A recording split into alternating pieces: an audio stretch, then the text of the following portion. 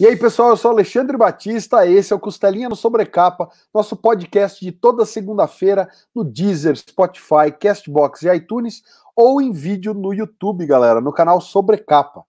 Antes da gente começar o papo de hoje, eu queria convidar vocês a conhecerem ultimatodobacon.com, o nosso site com reviews, matérias, guias, todo o conteúdo que um bom nerd gosta, a respeito de filmes, séries, quadrinhos e muito mais.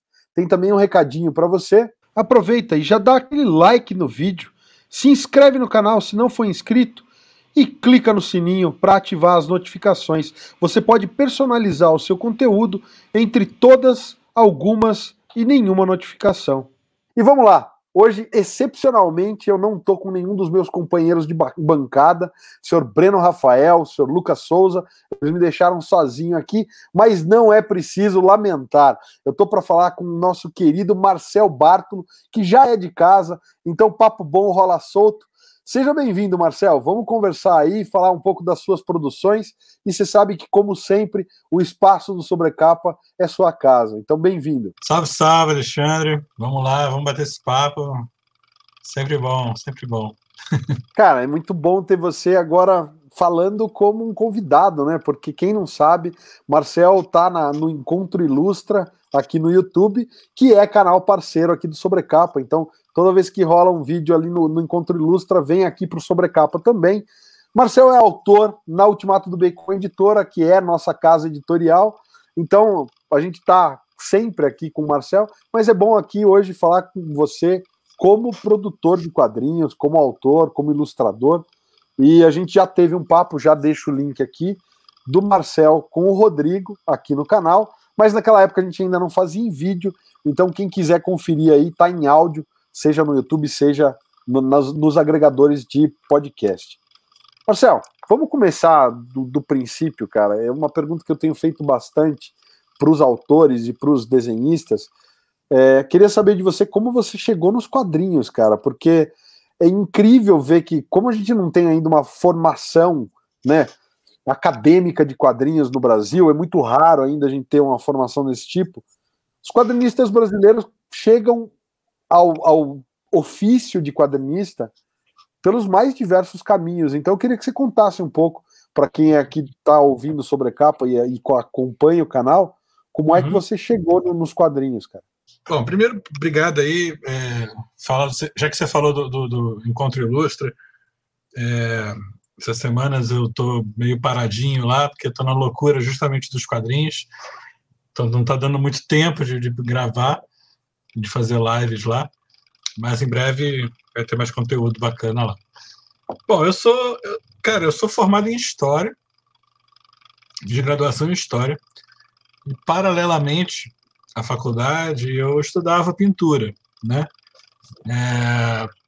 Em ateliê, assim, particular, de uma amiga de família, né? Uma Sofia Amorim, que é uma pintora que praticamente quase que uma avó minha, que eu gostava demais, assim, né? E aí, mas eu não queria, eu morava no interior do Rio, em Vassouras, uma cidade bem pequenininha, e eu não queria ir para a capital, eu não queria ir. E aí, se eu fosse estudar arte, eu teria que ir para o Rio, e eu queria ficar lá, e aí eu acabei fazendo História. Depois que terminei a faculdade, aí que eu fui para São Paulo, para fazer alguns cursos e ver o que rolava, né? Aí fiz curso de História em Quadrinho, fiz curso de Design Gráfico, e comecei a ficar em São Paulo, comecei a dar aula de desenho, comecei a trabalhar com caricatura em festas. Na época, isso devia ser 2004, 2005, por aí, ou mais. Não lembro. Talvez um pouco mais, 2007, sei lá, por aí. Eu sei que eu comecei a descobrir esse mundo maluco de caricatura em festa. Tipo, tinha gente que pagava para outras pessoas irem na sua festa e desenhar as pessoas durante a festa. Isso para mim era algo muito inusitado, porque eu sempre fazia caricatura só para zoar as pessoas, zoar a professora, zoar, né? Tipo assim. E aí comecei a trabalhar muito com isso, cara. Fiz caricatura durante muito tempo. Faço até hoje, ocasionalmente, assim, faço por encomendas e tal. E nesse tempo, em São Paulo, eu comecei a trabalhar com ilustração. Ilustração de livro didático. Ajudando alguns... Tinha um professor lá na escola lá que eu dava aula que ele era já bem mais experiente, assim, né? Então ele pegava muito livro didático para ilustrar.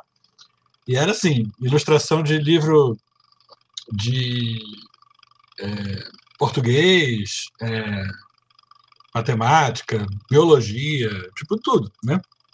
Então tinha desenho que era tipo cartãozinho, assim, criancinhas brincando e tal, criança brincando com bolinha, peão, sabe essas coisas, esses desenhos assim? Ou ilustrações mais complexas, assim, tipo células e mitocôndrias e essas coisas assim. E aí eu ajudava a vetorizar, comecei a aprender a mexer no Illustrator e tal, e ganhava no volume, né? De 500 mil ilustrações ali, você ganhava um trocado, né? E aí apareceu a oportunidade de fazer um livro infantil, que me pagaram uma mixaria na época, mas eu falei, vou fazer, é um livro que só eu vou desenhar, vou fazer, um primeiro livrinho, né?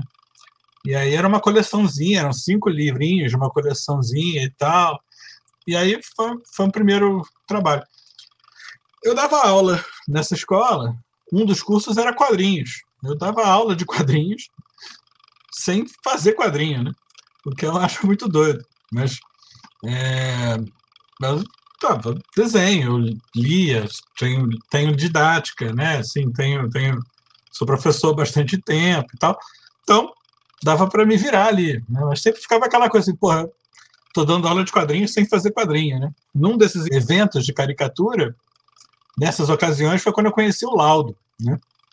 E outras figuras. Mas o Laudo foi um cara que eu conheci nessa época. Nessa época a gente tinha pouquíssimo contato. Mas a gente começou a conversar, assim, e tal, e ele era um cara que já falava, assim, pra gente, pô, você podia fazer quadrinho, tal, fazer quadrinho.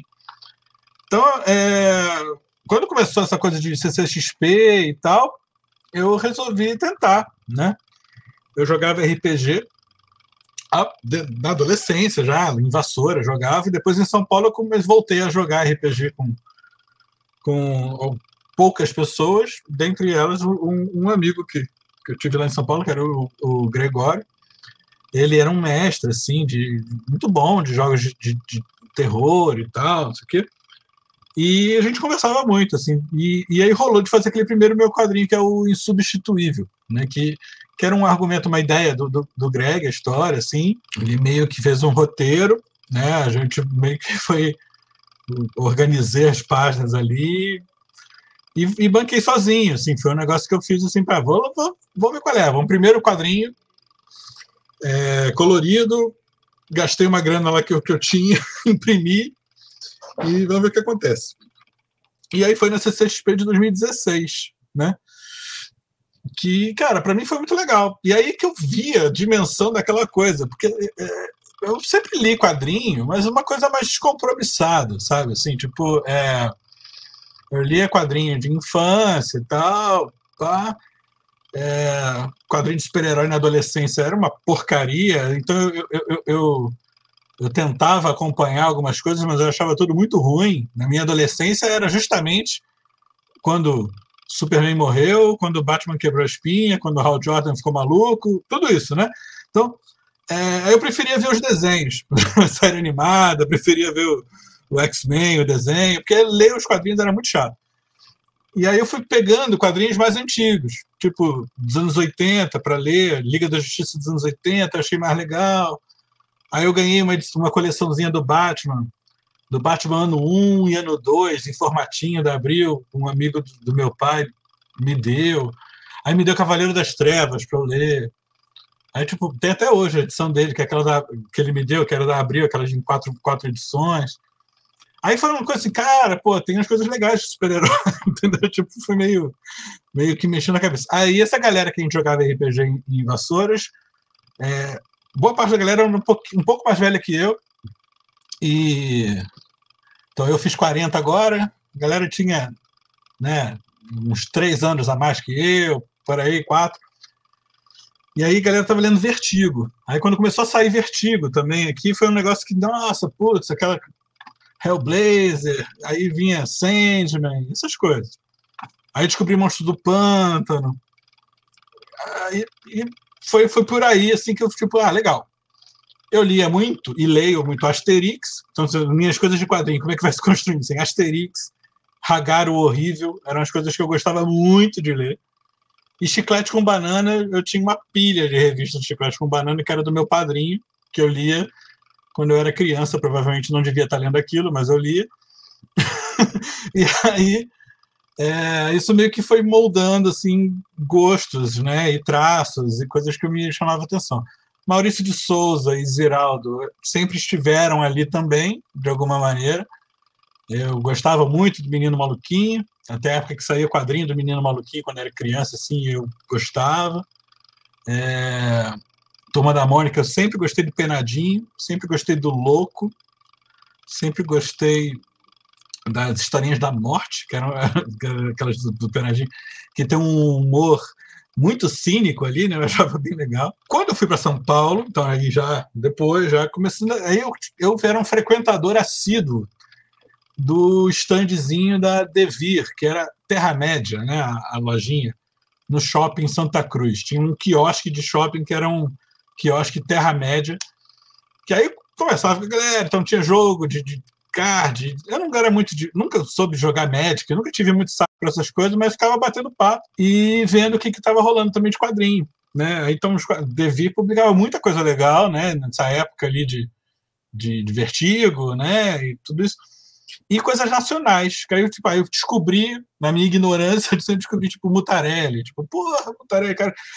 Aí, cara, o cara que tinha umas ilustrações dele no GURPS, né? Que era o GURPS, o RPG, GURPS Horror, eu acho que é todo ilustrado por ele, ou quase todo. Aí era assim, aí eu fui num lançamento do Mutarelli na FENAC. Tipo, São Paulo tava meio que explodindo na minha cabeça, assim, né? Tipo, cara, é muita coisa acontecendo ao mesmo tempo, assim, né? Aí fui descobrindo alguns autores nacionais, mas poucos, assim, na Devir. E aí eu fui descobrir mesmo, quando explodiu minha cabeça, foi na CCXP de 2015? Ou acho que foi 15. Acho que a de 2014 é a primeira, eu não fui. Meu amigo aqui de Sorocaba, o Michel, acho que foi, se não me engano. Aí acompanhei. Aí a de 2015 fui um dia e eu odiei. Assim, odiei, vamos explicar. Eu odiei ir num evento com muita gente, eu odeio gente, né? Então, assim, tipo, muita gente. Mas eu fiquei só no Artist Alley. Eu só fiquei ali. Aí ali eu gostei. Então ali eu fiquei. E aí eu ia de mesa em mesa, eu ia vendo, não sei o que e tal. Aí comecei a conhecer as pessoas. E aí foi o que eu falei para o Michel na época. Eu falei, cara, eu só volto nessa CXP trabalhando. Só volto tendo mesa. Eu só assim. Não quero mais, não. Mas aí, porque...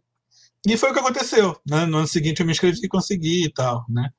E aí, de lá para cá, eu venho produzindo loucamente, assim, né? E aí eu comecei a ver que, assim, eu gosto muito de fazer isso, né? Então, rolou essa parceria com o Rodrigo, na sequência, assim, né? A gente veio produzindo um álbum atrás do outro. Ele roteirizando e eu desenhando, e a gente meio que juntando as ideias ali e tal. E aí a coisa foi gerando outras parcerias. Então, aí eu fiz o quadrinho com o Laudo, que foi o Santo Sangue, fez o Alex Mir me chamou, aí fez coletâneas e tal. Fui participando com várias pessoas, assim, produzindo freneticamente, digamos assim. E aí, recentemente, eu venho, aos poucos, também tentando construir os meus roteiros, né? Sem nenhuma pretensão, assim, de ser um super roteirista nem nada, mas essa coisa de adaptação literária me pareceu um caminho inicial que fazia sentido, né? Que aí eu posso partir de uma história que eu já conheço e que eu gosto e trabalhar o roteiro, né? Então é meio que nessa jornada, assim, está sendo uma coisa assim de querer trabalhar com vários roteiristas diferentes, e pessoas diferentes, e explorar estilos diferentes, e também, aos pouquinhos, ir desenvolvendo uma língua própria, como criador de história própria também, né? E vem me desenvolvendo como ilustrador. Então, assim, eu trabalho basicamente só com desenho, hoje em dia, dando aula, fazendo ilustração, freelancer, para o que você precisar eu tento fazer, tipo, meio assim, caricatura e tal. E os quadrinhos, nesses 2 últimos anos, que por coincidência a gente está no apocalipse da pandemia e tudo mais, rolou de eu pegar trabalhos assim remunerados de quadrinho, quer dizer, remunerados previamente, quer dizer, remunerado para produzir, né? Que é algo que não é tão comum assim quanto se sabe, né? De quem faz quadrinho. Então, teve trabalhos com editora, né? Inclusive a Ultimato Bacon, com A Vida Eterna, teve o Noite na Taverna, que é um álbum que vai sair agora em setembro, começo de outubro. Vai sair por agora, em 2021, quem for ver esse vídeo em algum momento futuro. E que foi um álbum que eu recebi para fazer e tal, então foi uma produção longa. E estou fazendo uma HQ mais longa pelo PROAC, né? Que aí é um edital, também teve um dinheiro, que é um roteiro do Lilo Parra, que eu estou desenhando, que a ideia é sair no final desse ano, né? 2021. Tem que sair, acho que em dezembro aí, então estou ralando aqui para fechar ele. Então é isso, assim, descobri que quadrinho dá para... A gente poderia estar muito melhor se eu estivesse ganhando em dólar, né? Ou em euro. Mas dá para ter trabalhos remunerados de quadrinho. Você tem que tentar viabilizar isso de uma maneira mais profissional possível, né? Pelo menos eu tento encarar dessa forma. Mesmo que eu faça projetos independentes, eu encaro sempre como trabalho. Eu não encaro como meu passatempo, não. É o meu divertimento, mas é meu trabalho. Eu acho curioso, Marcelo, porque assim, com tudo isso que você contou pra gente, dá para ver que realmente tem uma sequência lógica até a tua chegada nos quadrinhos, né? Mas, por outro lado, você passou em 5 anos de algo que era, sei lá, era um passatempo, uma curiosidade, apesar de você fazer caricatura, desenho, da aula, mas você ainda não estava na produção de quadrinhos, e em 5 anos tá aí o teu nome entre um dos mais notados quadrinistas brasileiros hoje em dia. Todo mundo com quem você fala sabe quem é Marcel Bartolo, ou pelo menos já ouviu falar. Então é bacana, porque o teu nome está super em evidência. Não, mas é verdade, cara. É verdade. Seu nome está super em evidência só que você também não perde tempo, né? Você está produzindo muito desde 2016 para cá, né? Você não parou, né? Então, se a gente for falar, tem não só, né? Tem o Insubstituível, você citou os quadrinhos, né, que você fez com o Rodrigo em parceria. O Carniça, 2017. Aí, 2018, veio A Loucura, uma antologia da editora Script, que eu fiz minha primeira historinha que eu fiz o roteiro, assim. Claro que, nesse caso, eu tive bastante ajuda do Rodrigo e do Célio Secari, que também é um cara muito legal, que por acaso mora aqui em Sorocaba também, então a gente é amigo, assim. E, então, teve essa antologia da Script, uma historinha curta. Qual que é essa antologia? É a Teatro do Pavor. É a primeira publicação da Script, né? Então, o Douglas é um cara muito, muito legal e ele é um cara que se diz meu fã. Assim. Eu falei, não seja meu fã, seja meu amigo. Mas aí ele me chamou lá para Comic Con Floripa, que era um evento que eles estavam começando a organizar. Então eu fui desde a primeira lá, assim.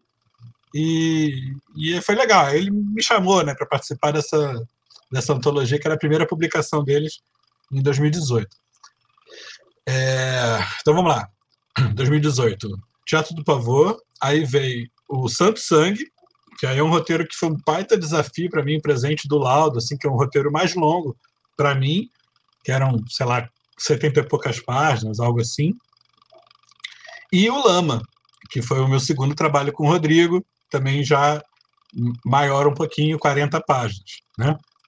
Então, tipo, de um ano que eu tinha feito uma HQ de 20 páginas, eu fui para o outro ano fazer já quase 160 páginas, sei lá, por aí, né?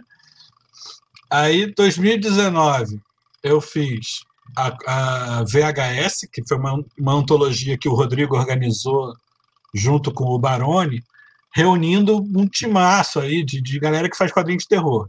Então, basicamente, sim, quadrinho de terror tem a galera que fez a VHS, tem a galera lá do Gibi de Menininha, que a gente não chamou porque também já estavam produzindo o Gibi de Menininha, né?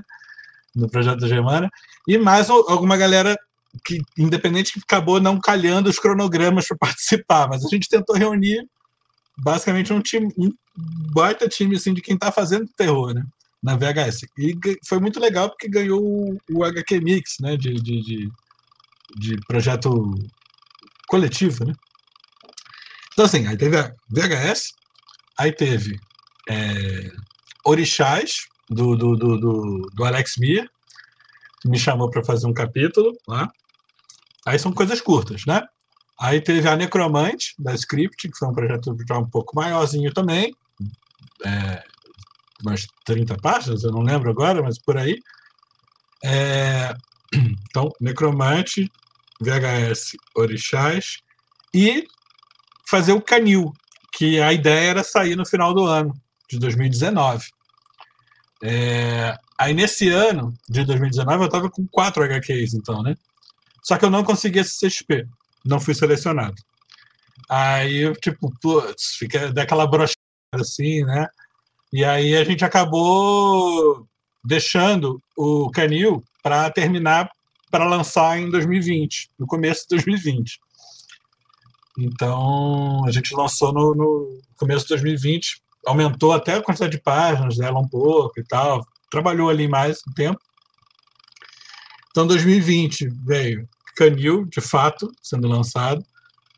Aí veio a pandemia, acabou o mundo, a gente começou a ter que mudar várias coisas. Aí veio começar a fazer quadrinho online. Aí eu e o Rodrigo estamos fazendo os causos, que são historinhas bem curtinhas, que a gente começou a publicar no nosso Instagram, lá do Carnica HQ. Né? E aí, depois, rolou o convite do Daniel, que organiza a revista Calafrio, para publicar os causos lá também. Então, Causos começou a sair na Calafrio. E aí eu comecei a fazer o Noite na Taverna, né, no meio do ano ali. Comecei a fazer em setembro, outubro, algo assim. E o Vida Eterna estava rolando também já uma prévia do que poderia ser, e começou a rolar muito livro para ilustrar capa. O Dossiê Bizarro é depois disso? Dossiê Bizarro foi 2020 também, né? Foi 2020. Que aí é uma historinha curta também, né? É uma antologia da Script. Aí eu fiz uma historinha de 8 páginas ou 6 páginas, não lembro agora, mas é curtinha, foi 2020. Curioso falar dessa historinha do dossiê, porque o argumento meio que é da tua esposa, né? A Lu que deu a ideia para... Vamos falar disso. Essa antologia foi bem legal. É uma antologia organizada pelo Alex Mir, né? E a ideia era fazer tipo aqueles documento especial, lembra que tinha? Acho que era isso, documento especial, documento não sei o quê, que são aqueles casos de coisas estranhas. Que é tipo um Globo Repórter, mas série B, né? Era um Globo Repórter de coisas sobrenaturais estranhas, né? Sei lá, pessoa que como é que fala? Que combustão espontânea. Foi abduzido, combustão espontânea. Essas coisas, né? Aí eu falei, legal, vamos fazer nessa pegada, dessa coisa meio jornal, assim, e tal. E aí o tema que a gente acabou pegando foi esse de... Como é que fala? Desdobramento, né? Que é essa coisa do sonho... você se vê, né? Você se vê fora do seu corpo, né? E aí a gente também... a Lu, ela sofria de paralisia do sono, né? Que é um treco bem estranho, assim, que eu nunca tive nada disso. Ela, às vezes, ela já teve uma vez junto comigo e eu nem acordei, coitado, para tentar ajudar nem nada. mas ela, né, você está acordado, mas você não consegue se mexer, né? Então, assim, aí a gente conversando, foi meio que tentar juntar as duas coisas, né? Quer dizer, você ter paralisia do sono e, ao mesmo tempo, você está fora do seu corpo e se ver, né? E aí foi um relato dela, assim, da experiência dela, que eu falei com o Alex lá, tipo, ó, não é uma notícia, não é uma coisa, é um relato aqui que vamos tentar transformar isso numa narrativa visual, né? É uma historinha muda, né? Eu fiz uma historinha sem falas, assim, dessa experiência, assim, né? Eu acho que foi legal, porque além da a coletânea juntou uma galera muito legal, né? Então o time tá muito bom, assim, o tema é legal, mas o exercício de fazer uma HQ muda foi muito bom, né? Me ajudou bastante também a ganhar confiança nessa coisa do roteiro, quer dizer, como organizar a história, a narrativa para aquela quantidade de páginas, né? Que eram muito poucas páginas, né? Então você tinha que ser muito sintético ali, né? E aí foi muito legal. Tanto que eu e Lu, a gente tem ideia, não necessariamente fazer quadrinhos, mas algumas ideias aí para futuro de algumas publicações, assim e tal. Porque ela trabalha com. Ela é assistente social, né? E ela trabalha com o mundo real, digamos assim, né? O mundo real, que eu sempre falo que o mundo real é muito pior, né? A gente trabalha com ficção, é uma maneira de amenizar, né? O nosso contato com o real, né? E ela conta cada história, às vezes assim, né, das situações das famílias que ela atende e tal. Eu falei, cara, algum dia eu tenho que fazer alguma coisa também relacionada a isso, né, de alguma forma. Então, são projetos que estão aí embrionários ainda, mas que vão rolar, né? 2021, aí também veio a coisa do PROAC, né? Que o roteiro do João Verdura, que é essa HQ que eu estou fazendo agora, o Lilo já tinha começado a fazer em 2019, porque ele gostou muito do Santo Sangue. E aí ele criou essa história para mim, né? Tipo assim, ele pensou para eu desenhar, né? E aí acabou que veio esse roteiro, eu ainda estava fazendo Canil, só que eu não quis mexer nem ler para pegar para fazer depois. Aí depois a gente acabou inscrevendo no PROAC e conseguiu. Veio Noite na Taverna nesse meio tempo, eu tive que fazer o Noite na Taverna, e aí na sequência peguei o João Verdura para fazer, que são 95 páginas, né? Então para mim é um recorde, assim, né? Tipo, eu ainda não tinha feito tantas páginas assim num projeto só. Tô louco para acabar, tô gostando muito, mas já tenho 1000 ideias na cabeça de outros projetos para o futuro, né? Então isso que é muito doido. Cara, eu acho legal que você falou essa coisa de a realidade é muito pior, é a dedicatória que você faz ou fez no Lama. No né? Lama. No Lama você sempre põe ali, eu sei porque eu tenho a minha e eu vi uma que você fez para o Daniel Miranda, né? Então é preciso, né? É exatamente isso. A realidade é ainda pior. O Lama foi isso, né? Porque pouca gente. Até o Daniel, quando ele fez a resenha, ele fala que o quadrinho faz lembrar Brumadinho e tal. Cara, a gente fez o Lama em 2018, né? A tragédia de Mariana tinha acontecido em 2015, né? Então a gente foi assim, vamos fazer um quadrinho de terror que toca nesse assunto da questão da tragédia ambiental, da lama, do não sei o quê, mas tipo, era um pano de fundo pra coisa, né? E aí, cara, tipo, 1 mês, 2 meses depois do lançamento da revista, aconteceu o Brumadinho. E aí uma tragédia ainda pior, né? Aí você fica assim, putz, cara, a realidade consegue te dar tapa na cara, soco no estômago o tempo inteiro, né? Porque quem ia imaginar que aquilo ia acontecer de novo em tão pouco tempo, ainda pior, né?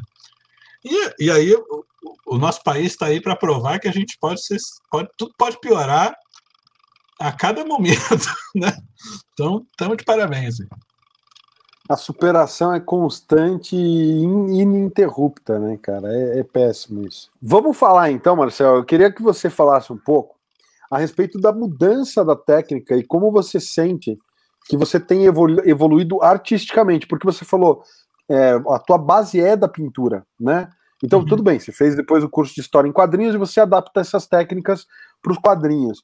Mas a gente sente, como leitor, né, de sair, por exemplo, do Carniça, que tem um estilo, daí depois você vai para o preto e branco no Lama, aí você volta para as cores no Canil, né?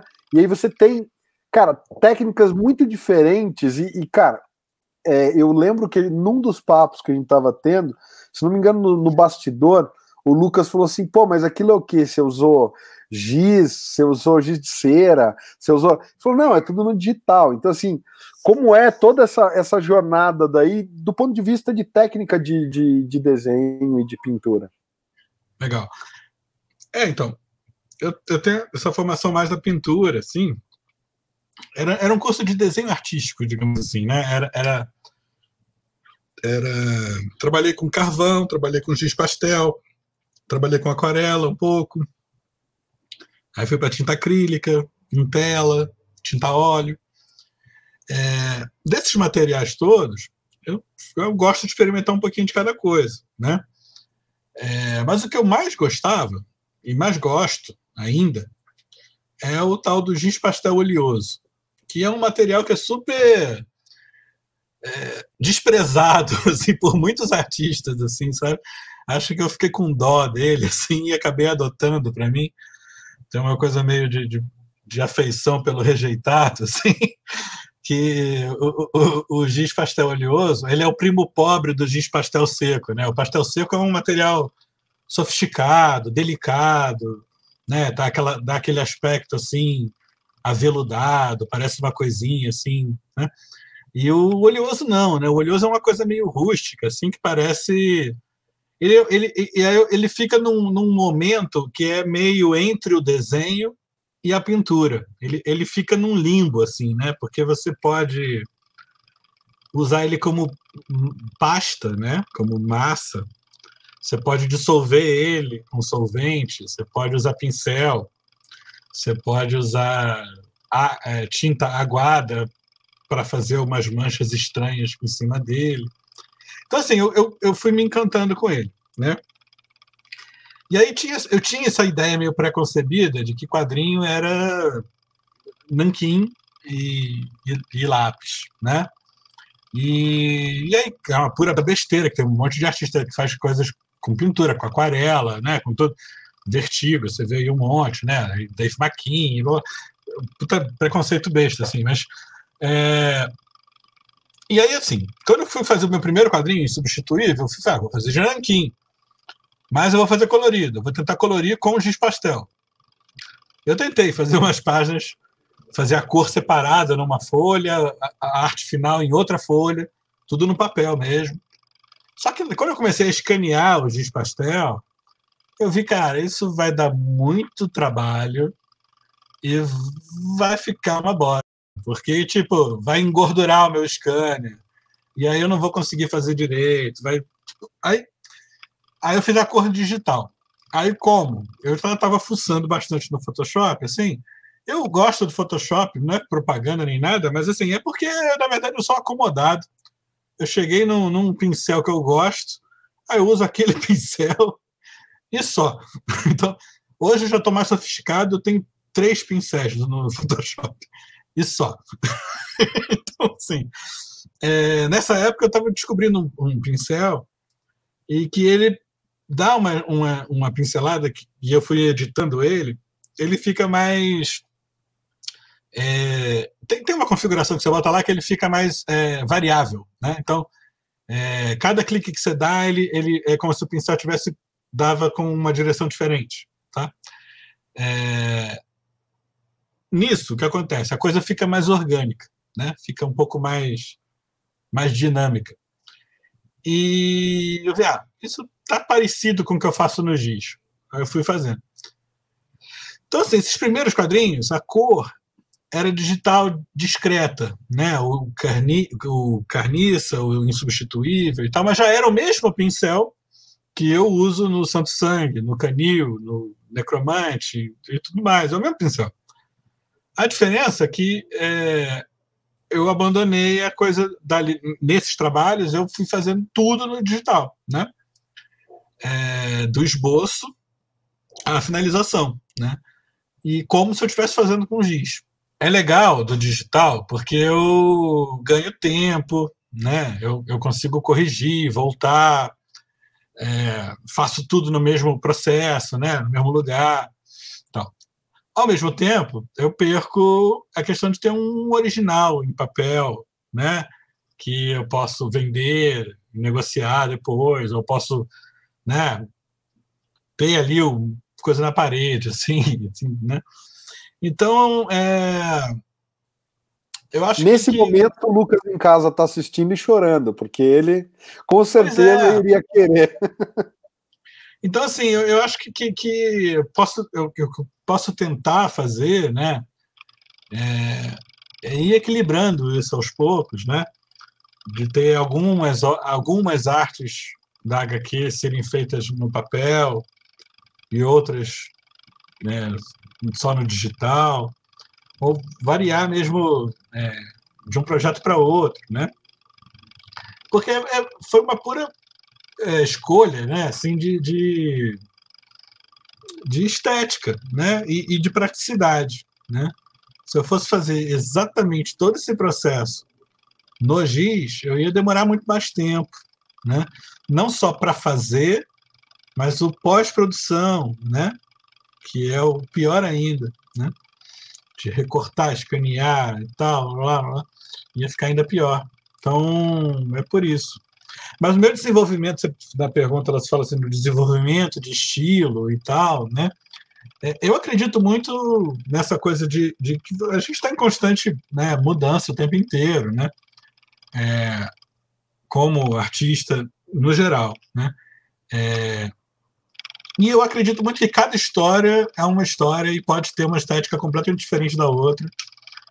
E eu vou tentar fazer o que eu acho que combina para aquela história, entendeu? Tipo, e gosto de experimentar materiais diferentes e caminhos diferentes e tudo mais. Então, essa linha está indo bem. Tô fazendo várias histórias numa progressão desse estilo, mas de repente faço uma outra depois com aquarela, entendeu? De repente faço uma outra só no grafite de novo. Entendeu? Eu acho legal se desafiar, tanto tematicamente quanto esteticamente, sabe? Assim, eu acho legal para você evoluir mesmo, aprender coisas novas, né? Evolução nesse sentido, de aprender coisas, né? Marcel, falando disso, a respeito do Noite na Taverna, você deu uma experimentada um pouco maior nessa variação de desenho, de traço, de estilo. Por que fazer isso, né? Eu acho que, óbvio, né? A estrutura do conto permite, mas por que nessa HQ você quis fazer dessa forma? O Noite na Taverna é um projeto que eu estou divulgando aí a cada semana uma página diferente e tá para começar a pré-venda dele agora nesse mês aí de setembro de 2021 ou começo de outubro, mas tá chegando, né? E, cara, foi uma...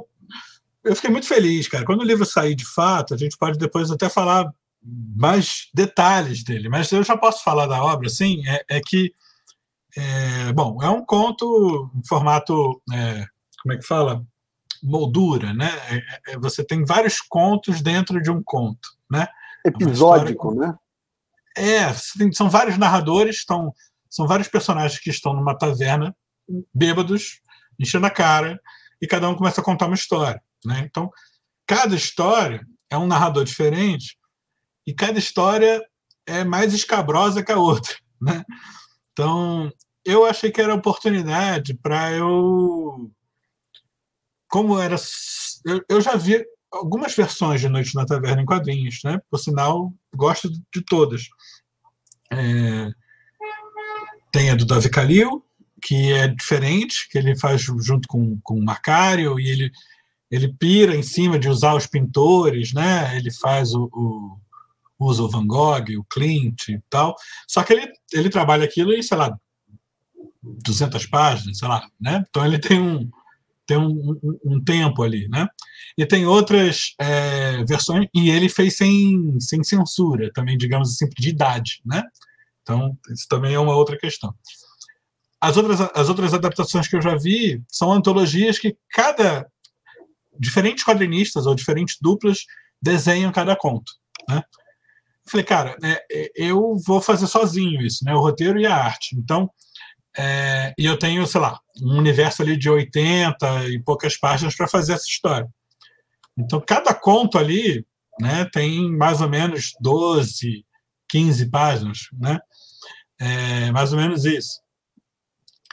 Eu falei, cara, cada história eu vou fazer um estilo de pintura diferente, pelo menos de acabamento. A estilização de personagem não muda muito ao longo do álbum como um todo. Você reconhece que é o meu desenho, entendeu? Mas o estilo de acabamento muda. Então, uma fica mais preto e branco, preto chapado, outra fica mais com cara de pintura, outra fica mais na aquarelinha. Então, cada um tem um estilo, assim, né? E que eu acho que combinava com o teor de cada conto, né? Então, um conto que é mais violento, no sentido gráfico da coisa, tem um estilo com cores mais fortes e tal. Um outro conto que é mais sombrio, em termos introspectivos, tem mais sombra, né? Então, isso eu fui trabalhando em prol do roteiro, em prol da história, assim, sabe? E como a narrativa sempre volta para a taverna onde eles estão conversando, aquele estilo gráfico inicial ele reaparece ao longo do livro várias vezes. Então, meio que cria uma unidade ali também, né? Você percebe que são os episódios dos personagens contando. Então, assim, na verdade, eu estou bem ansioso para que esse livro saia, que eu quero ver esse livro impresso, eu quero ver ele circulando. A gente pode falar depois com mais detalhes dele, assim, quando ele sair de fato. Mas foi uma baita experiência para mim, de um primeiro trabalho. Eu falo primeiro porque, apesar do Vida Eterna sair antes, eu fiz o Noite na Taverna antes do Vida Eterna. Então, foi meu primeiro trabalho de adaptação literária sozinho, né? Eu falar sozinho fica um pouco injusto, porque a Lu também me ajudou bastante na parte da colocação do texto, né? Depois, porque eu fiz um processo de adaptar os contos, primeiro quase que pensando em narrativa muda, voltando à experiência lá do Dossiê Bizarro, né? Foi quase como uma narrativa muda, assim, eu tinha que tentar decodificar cada conto daqueles e fazer ele funcionar visualmente em poucas páginas. E ele tem que funcionar, pelo menos você tem que entender o que está rolando, né? Porque eu tinha que ser muito sintético no texto, né? Eu queria ser muito sintético no texto, porque eu usei o texto original, né? A linguagem do Álvares de Azevedo. E eu não posso encher de linguagem do Álvares de Azevedo um trabalho que vai ser para todo mundo, quer dizer, de adolescente no ensino médio que vai prestar aí vestibular, porque é uma linguagem que muitas vezes ele empola a linguagem de propósito ali, ele faz uma coisa super, né? Então eu queria manter a linguagem dele, mas sendo muito sintético, tentando captar o que realmente precisava estar ali, né? Então o desafio é esse, quer dizer, primeiro fazer toda a narrativa visual e ir sublinhando nos livros e tudo que tem que ter, sabe assim, tipo, essa passagem, tal. E aí depois enxugar esse tem que ter para o que realmente tem que ter, entendeu? Tipo, aí você vai enxugando. E aí nesse processo a Lu me ajudou bastante, assim, nessa decupagem do texto depois, assim. Mas foi uma experiência muito boa. Tanto que depois o Vida Eterna é uma história mais curtinha, né? E foi muito tranquilo de fazer, sabe? Porque a proposta era meio parecida, na ideia de fazer um conto funcionar para público abrangente, né? E a linguagem do Machado é um pouco mais fácil, assim, o texto dele é mais fácil do que o do Álvares, em termos de comunicação, assim, ele até por ser uma história que, como a gente já falou, saía em jornal e tal, né? Era um conto, Vida Eterna era para todo mundo, assim, né? O Álvares não, era nem para ter sido lançado aquele livro, né? Era um negócio que o cara escreveu para os amigos ali na surdina, digamos assim, tipo piada de intelectual, né? É meio por aí. Então, mas foi um negócio que eu gostei muito de fazer, tanto o Noite quanto a experiência do Vida Eterna e esse bichinho aí de fazer adaptação literária é uma coisa que eu quero fazer mais e mais e mais vezes, com certeza. Assim. Eu vou aproveitar e deixar aqui o link do nosso papo sobre o Vida Eterna, para a gente não ocupar espaço da conversa de hoje. Então, quem tiver curioso para saber mais do Vida Eterna, tem o link aí. E para você que comprou, leu HQ, não esquece, lá na última página, ou na penúltima página, tem um QR Code que leva para o nosso vídeo especial, que aí é um papo com spoilers, bastidores e um monte de coisa a mais que a gente fez com o Marcel, falando do Vida Eterna. Então aqui no Sobrecapa tá cheio de vídeo falando especificamente do Vida Eterna. Queria comentar, Marcel, que quando eu era mais jovem e comecei a ler quadrinho, a gente via nos créditos, principalmente que eu lia super-herói, né? Falava, desenhos fulano de tal, arte final, geralmente o arte finalista era outro cara. E eu não sacava qual era o trabalho, se o cara tá desenhando, o que é a tal da arte final. E uma coisa que é muito bacana no Noite na Taverna, não é exatamente a mesma coisa, porque você está falando só do acabamento, da pintura, e você finaliza o desenho antes de dar o acabamento, né? Mas eu acho que é um efeito muito parecido. Quando eu saquei o que era a arte final, tinha uma edição da Abril, que eles colocaram num dos extras ali, mostrando como mudava o desenho ou o traço de um desenhista, arte finalistas diferentes, e eu percebi isso numa HQ do Super-Homem, na época chamava Super-Homem, não era Superman, que o Kevin Nowlan, ele arte finaliza os desenhos do Dan Jurgens, que geralmente era arte finalizada pelo Brett Breeding. E aí você fala, cara, o Breeding tinha um estilo que deixava o traço do Jurgens super pesado, e o Nowlan já tinha aquela coisa mais moderna, mais limpa, mais leve. E é o que eu sinto muito no Noite na Taverna, quando eu vejo esse acabamento. Dá para sentir justamente o quanto o desenho muda, só o fato de você usar texturas e pinceladas de cor ou diferentes. Né? É um pouco diferente, mas eu vou explicar porque eu também tinha essa dúvida que você tem também. Eu fui descobrir o que é arte final depois que eu fui para São Paulo. E aí eu comecei a estudar e tal. Aí eu fiz uma oficina. Eu até achei engraçado que aí você é amigo dele, a gente se adicionou, que ele fez até uma pin-up, que é o Ed Wagner, né? Eu fiz uma oficina com ele, lá na Quanta, uma oficina daquelas de 2 dias só. Ele nem deve lembrar de mim nessa oficina, né? Porque tipo, foi sei lá quando isso. E aí, assim, foi mais ou menos ali que eu percebi assim, esse universo da arte final, que para mim o processo é muito a mesma coisa, entendeu? Tipo, muitas vezes eu acho que o arte finalista pode estragar o desenho ou pode salvar o desenho, porque, resumindo, ele redesenha. Ele redesenha por cima, né? Você está redesenhando uma coisa, você está definindo uma forma, né? Então, o poder de uma pessoa que faz a arte final é o poder de definição de como vai ficar aquela obra, né? E aí eu acho muito estranho, na verdade, essa concepção dos quadrinhos de super-herói. Muitas vezes eu acho meio estranho, né? Tem duplas que dão super certo, né? Tem duplas que combinam a coisa e fica ali. Tem autores que acumulam função, tem de tudo, né? Mas eu nunca consigo... Eu não saberia ser arte finalista. Eu não saberia. Porque eu não vou conseguir respeitar exatamente o desenho de uma outra... Sabe? Eu teria muita dificuldade com isso. O meu processo, ele não separa isso. Então, eu não separo o desenho da arte final. Então, quando eu faço o meu trabalho.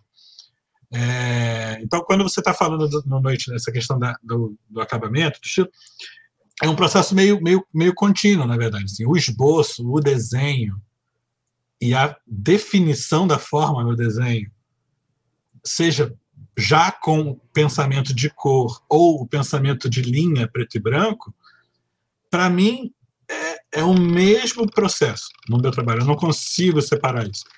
Pior ainda, quando falam para mim, assim, vai tentar separar no meu trabalho colorista. Eu fui colorista. Não, porque o raciocínio do meu desenho já começou pensando na cor. Entendeu? Então eu não pensei. Eu admiro o trabalho de quem faz só a cor, quem é colorista, que muitas vezes também salva o desenho ou destrói o desenho. Mas é um raciocínio, é um talento de você conseguir botar cor numa coisa que já está pronta para um tipo de linguagem, e você vai trazer toda uma outra carga, né, em cima. A cor já está desde o meu primeiro esboço, quando o trabalho é colorido. Né? Então, você acha que isso talvez esteja intrinsecamente vinculado ao fato de você ter essa formação mais artística como um artista puro, digamos assim, de pintura e tudo mais, do que outros artistas de quadrinhos que às vezes, principalmente falando desses que trabalham para o mercado americano, de herói, que estão mais focados numa produção serializada? Eu acho que sim, assim, isso não é só uma característica, né? Na verdade, eu acho que para o quadrinho de super-herói, que todo mês você tem que fazer 20 e tantas páginas, e muitas vezes faz muito mais do que isso, né? Quem é colorista vai colorir, sei lá, 80 páginas no mês, ali, sei lá quantas. É um sistema que é industrial, assim, quer dizer, cada um faz um compartimento, uma parte do processo, né? E funciona para isso, né? Em obras que são mais com um tempo maior de execução, aí você tem outros processos, né? Sei lá, eu lembro que me impactou muito pela arte, principalmente, o Asilo Arkham do Batman, né? Do Dave McKean. A história eu acho ok, sabe? Mas a arte dele ali me impactou muito. Assim, cara, o cara fez tudo aqui, entendeu? Tipo, essa história, se não fosse desenhada pelo Dave McKean, ela seria qualquer coisa, entendeu? É meio. E ali ele experimenta. Grant Morrison me surpreendeu com o teu comentário, tá? Mas sei lá, o Grant Morrison tem boas histórias, né? Mas eu acho a Asilo Arkham mediana, entendeu? Ela é uma boa história do Batman, mas ela se torna muito boa por causa do Dave McKean, na minha opinião, assim. E eu acho que o Dave McKean ele é um exemplo dele, ele faz de tudo, né? Ali no Orquídea Negra também, então e tem uns caras assim que dentro dessa indústria do super-herói, eu acho que eles eu não sei falar o nome dele direito lá, o Bill 5 e 20 o 5 e 20 o Sienkiewicz, sei lá, ele é incrível, né? Também incrível. E mesmo quando ele está, entre aspas, domesticado dentro do, sei lá, no Novos Mutantes ali, a arte dele já dá uns negócios muito doidos, assim, já tem, né? E eu realmente ignoro, não sei se lá ele tinha arte finalista trabalhando para ele, se era ele que fazia tudo, não sei. Não tenho noção. Mas já era um negócio bem diferentão, assim, né? E eu acho que tem espaço para isso, principalmente nessas obras que começam a ter um outro ritmo de produção, né? E tudo isso vai depender do relacionamento dos artistas com quem está editando, né? Mesmo nessas coisas de Marvel, super-herói e tal, eu já não estava lendo muito, mas eu vi que muito quadrinho de linha de super-herói começou a ou não ter arte final, né? Quer dizer, é só no lápis e colorista, né? Lápis direto com a cor. E aí a força de quem faz a cor é incrível, né? Porque aí tem que definir tudo ali, e muitas vezes é meio injusto isso, porque vai continuar ganhando como se estivesse colorindo qualquer coisinha, né, menor, assim, né, é uma sacanagem. Aí lá na Europa tem outros ritmos de trabalho também, né, tipo um Bonelli da vida, você tem 1 ano para produzir, né, então por mais que tenha arte final e desenho separado, ocasionalmente, ou às Mas vezes ao aí mesmo tem, tempo. inclusive, o desenhista de fundo, né? A Bonelli tem muito isso, né? Dos Sim, desenhistas que fazem o personagem principal, e aí sim. os cenários são desenhados por pessoas que Tipo às vezes nem desenhistas levam auxiliares, crédito. né? O desenhista Exato. principal. Que é uma coisa italiana desde sempre isso, né? Quer dizer, você tem o pintor principal assina a obra, mas Desde você tem Michelangelo, né? Desde os Leonardo da ajudantes. Vinci e Michelangelo. Mas isso é normal, né? Porque também, mas é uma concepção que faz sentido naquele tipo de produção, né? Eu ignoro muito ignoro no sentido realmente de não conhecer muito de quadrinho oriental, né? Japonês, coreano, eu sou bem superficial aí. Mas também sei que, cara, é uma loucura, né? Tipo, aquela produção deles ali, quem faz sozinho tudo acaba morrendo porque fica estafado literalmente, né? Não consegue produzir tanto. E aí, quando é um sistema de um monte de gente fazendo, cada um faz um pouquinho, é uma maluquice. Marcel, última pergunta, que a gente já se acostumou a ter sempre essa pergunta para os nossos autores convidados é: para um leitor que nunca pegou uma HQ do Marcel Bartolo na mão, qual você diria que é a mais indicada para ser a primeira que ele vai pegar? Queria que você indicasse uma HQ para falar, olha, pega essa para conhecer meu trabalho e se a partir dela, se você gostar, vai para as outras. Essa pergunta é cruel, né? É difícil. Vou tentar roubar na resposta. Você quer conhecer o meu trabalho? Meu trabalho? Eu vou recomendar que compre o Noite na Taverna, que é o que vai sair. Você vai conhecer o meu trabalho no sentido de mais completo. Quer dizer, que eu fiz o roteiro, que eu organizei, que eu adaptei o texto, que eu desenhei, que eu fiz toda a concepção. Então, recomendo que vá comprar esse que vai sair. Poderia falar o Vida Eterna, dentro do jabá da editora? Poderia, mas a proposta da Vida Eterna é justamente conhecer o autor. Mas eu acho que, dentro da proposta, assim, se eu fosse escolher o meu trabalho está mais completo no Noite na Taverna, né? No sentido de ser uma edição mais longa, com outros acabamentos e tudo mais.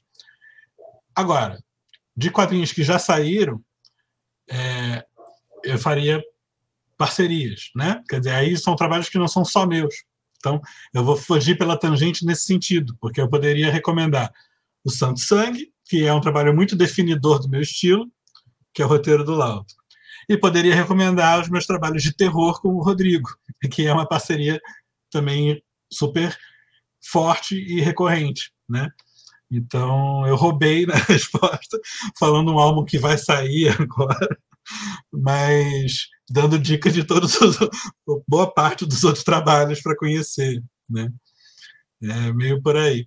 Mas, se servir essa resposta, estamos aí. Eu acho ótimo quando a resposta é inteligente. É para indicar uma, você indica 5. Indica 6. Tá tudo certo. Você indica uma mais 5, tá tudo certo. Não, aqui você tá em casa, cara. Você responde do jeito que você quiser, que sempre vai estar bom, cara. Vai estar sempre legal demais.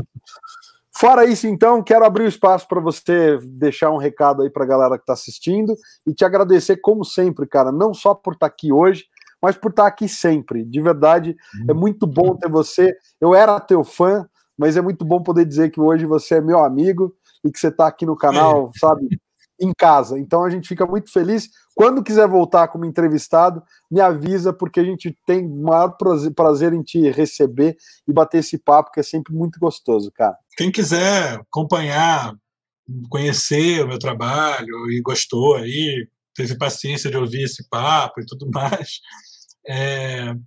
segue no Instagram, né, Bartolo Marcel, e segue também o Encontro Ilustra, né, que é um evento que eu organizo, e tem um canal no YouTube, que é o Encontro Ilustra, que é parceiro aqui do canal Sobre Capa, que logo mais vai ter mais conteúdo lá. Por enquanto tem uma série de lives bacanas que rolaram com diversos artistas, né, quadrinistas, ilustradores, tudo mais, e está sendo muito bacana. Facebook, eu ainda estou lá também, só botar meu nome se acha. E no Twitter eu tô igual ao Instagram também, Bartolo Marcel, tentando existir no Twitter, que é uma coisa que eu ainda sou muito ignorável lá. Mas é isso. E tem o meu site, marcelbartolo.com, que tem tudo, na verdade. Tem lojinha para comprar meus quadrinhos e pode mandar e-mail, mensagem e tudo mais. E fiquem à vontade para trocar ideia, conversar. Eu respondo sempre aí, não tenho problema nenhum, tá bom? Só agradecimento aí ao espaço sempre, e quem gostou aí, assina o canal do Sobrecapa e vamos ler quadrinho. E a você que está assistindo aqui o vídeo, a gente agradece a audiência por estar com a gente até agora e convida a conhecer também os outros vídeos do canal. Clicar no logo do Sobrecapa para se inscrever se não for inscrito. E até o próximo vídeo, galera. Valeu!